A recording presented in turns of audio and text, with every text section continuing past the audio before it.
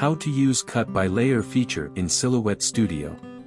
Step 1. First, load the design in the media. Step 2. The Layers panel is located on the right side of the screen towards the bottom. Step 3. If you don't see the Layers panel, click the expansion toolbar and locate the Layers panel. Step 4.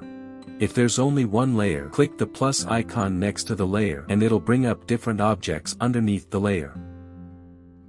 Step 5. If the objects have been grouped, the layer will be shown as group. Step 6.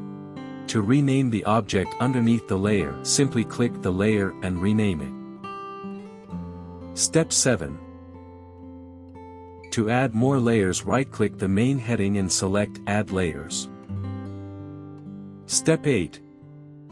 Or you can also click the plus icon on the bottom right side of the Layers panel. Step 9. Go ahead and sort the objects into different layers by selecting, then dragging and dropping them into the desired layer. Step 10. Once you've sorted all the layers, go to the Send panel. Step 11. Go to the Layer tab and you'll see different layers. Step 12. Select the material you're going to cut with for each layer from the drop-down. Step 13. Set the action for each layer from the drop-down. Step 14. Select the blade you'll be using for each cut underneath the carriage. Step 15. If you want to turn the layer off so it doesn't cut, uncheck the box left to the layer. Step 16.